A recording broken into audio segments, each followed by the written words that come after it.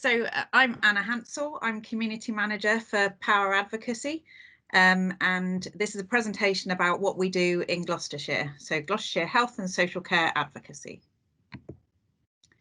So what is advocacy? Advocacy means enabling your voice to be heard and speaking for you when you can't and supporting you when you can. Advocacy is about supporting, enabling and empowering you to express your views and concerns and access information and services where needed. So it's no decision about me without me. So the services that we hold in Gloucestershire are currently funded by Gloucestershire County Council. So these are called statutory advocacy services. The ones that are under the statutory advocacy banner are Care Act Advocacy, Mental Capacity Advocacy, Mental Health Advocacy, and Health Complaints Advocacy. We also have a small amount of non-statutory advocacy services that are in our contract, and that's for social care complaints. And I'll talk about these all individually now. Under normal circumstances, so not during a pandemic, our office location is at City Works in Gloucester, and we work Monday to Friday, 9 to 5. All of our advocates are home-based, and the reason being is because a lot of their work is out on the road under normal circumstances, so they might be going to care homes or individuals' houses. However, our office base is where me as a manager is based, and advocates can come and go as they need to. We also have an information and advocacy support centre, so it's our hub, and this is located in Birmingham, and they're open Monday to Friday, 8 till 6. That is the place that takes all of our referrals and any inquiries to do with advocacy. That would be the place to ring. Okay, so independent advocacy. Our advocacy service for POhWER works differently to some advocacy services. So we support the person holistically, and this means they receive consistent support. They don't have to repeat their story to different advocates, and it can help them rely on having a better understanding of who they are and what matters to them. So they really build a relationship with the advocate to help them through whatever advocacy support that they need. So Independent Care Act Advocacy. So we have a legal duty for us to support the local authorities to deliver this service. So when somebody has a substantial difficulty in understanding or going through the Care Act processes and has nobody available to support them with those processes, we would step in as an advocacy provider.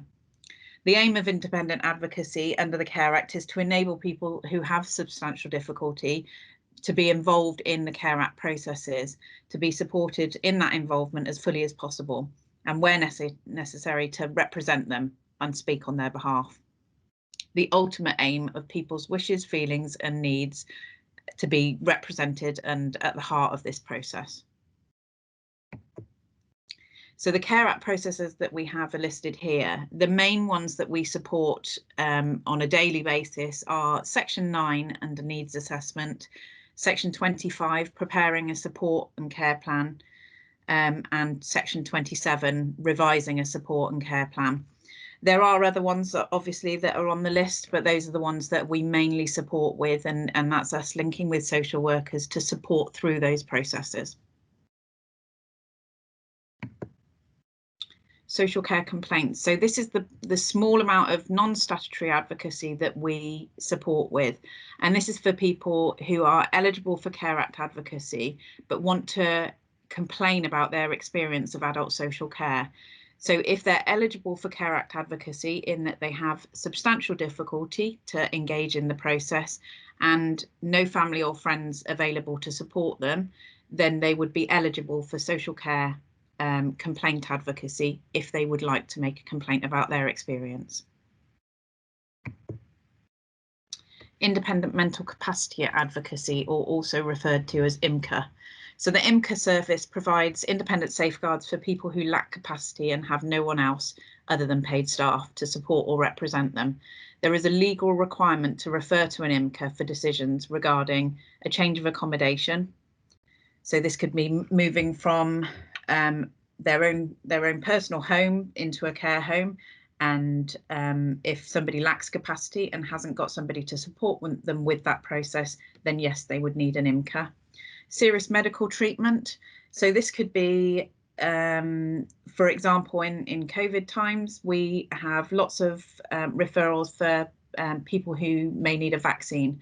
So if they've, for example, got dementia and may not have family or friends to support them, then they would be eligible for an IMCA referral under serious medical treatment to determine, is that vaccine an appropriate action to take based on their circumstances. And it's at the discretion of the decision maker to refer for an IMCA under a care review. So that's if somebody's been in a home, been in a placement, and reviewing what that care is like, and safeguarding. So if it's been proposed to take or have already taken protective measures as part of this process, then they would do that under the IMCA banner. Okay, deprivation of liberty safeguards, so also referred to as DOLS. So DOLS came into force on the 1st of April 2009. It added 3 roles for IMCAs to act as independent person for those deprived of their liberties who are unbefriended. So there's the 39A, which is the assessment process, 39C, which is covering the gaps in representative, and 39D to support the person or their representative, and a paid relevant person's representative during the period of the authorisation. So the assessment process happens for everybody who has a deprivation of liberty safeguard in place for them, and this is assessing their current situation. We then often have a 39C referral put in place, and this is us supporting with that process if there's no family or friends to undertake that role. And a 39D is when we might get a referral for supporting a family member to take that role and ensure that the deprivation of liberty safeguard is happening as it should be, so that the person is happy, safe, well, and the expectations of that placement is happening as everybody would intend it to. Okay, so this page just gives a bit more detail that I think is covered in the previous slides of the processes and when it falls under Care Act Advocacy and IMCA, and whether it's mandatory or discretionary. Okay, independent mental health advocacy. So this is also referred to as IMHA. So this is a service for those who are currently being detained under certain sections of the Mental Health Act. So that could mean that they're in hospital, such as Wootton Lawn or Charlton Lane. Somebody who is subject to a guardianship or a community treatment order. So this could mean that they're in their community home, but are still under a guardianship or a community treatment order, and they have certain things that they need to stick to in order to stay well and look after their mental health. And it's for a service for those who are considering certain treatments. It could be a service for those who are an informal patient and in a mental health hospital, and a carer of a qualifying patient referred them to a specific care services. And advocates can support by helping to understand what section means and the person's rights, helping prepare for and support at meetings. So this could include things like appeals, ward rounds, care plan approach, meetings and tribunals, helping with communications to staff, and helping to access medical and local authority records. Independent health complaints advocacy.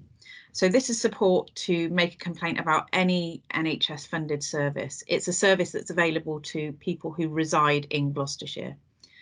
The range of self-help tools for people to be empowered to make their own complaint is quite vast. So there's a pack that we send out to people if they'd like to make a complaint, and it could be that we just send out the pack that gives the information that people need to help themselves make this complaint and understand the process a bit more, or it could be that they actually want advocacy directly and an advocate to support them with going through that process. And so we adapt the level of advocacy support to the client during the complaint process. So this could be that some face-to-face meetings would need to be held in order to compile what needs to go into that complaint, or it could be that we just have a couple of phone calls or a couple of emails that help get somebody on their way and know what it is that they need to do. So that will be adapted to what that client needs. The support to clients, we support clients to consider the outcome they'd like to get from making the complaint, or if they'd like to suggest an improvement in the way that the NHS service is delivered. As I said, we support with drafting complaint letters for those clients that may not be able to do this, and attend complaint meetings as required to support those clients. Okay, so I referred to the service that we've got at the hub in Birmingham earlier, and that's where referrals are made to. So the website's listed here as www.POhWER, so POhWER.net/Gloucestershire. The telephone number is 0300 003 1162, or you can email at glossadvocacy@POhWER.net. If you're unsure what service you need, or if you just need some advice or a bit of guidance, they are available for signposting if they're able to, and can hopefully answer any queries that you have that relate to our advocacy. Okay, it's really important to us as an organisation that we gather feedback throughout our service delivery. So we'd love to hear from you. If anybody has anything that they particularly want to say, something that's gone really well or something that hasn't gone so well, please do give us some feedback if you can. It's there's a link on the website under the POhWER.net/feedback, and you should be able to find it on the top banner. So yeah, we'd welcome your feedback. Okay. That's the end of the PowerPoint now. If anybody's got any questions or anything that they wanted to speak to me directly about, my email address is a.hansell, that's HANSELL,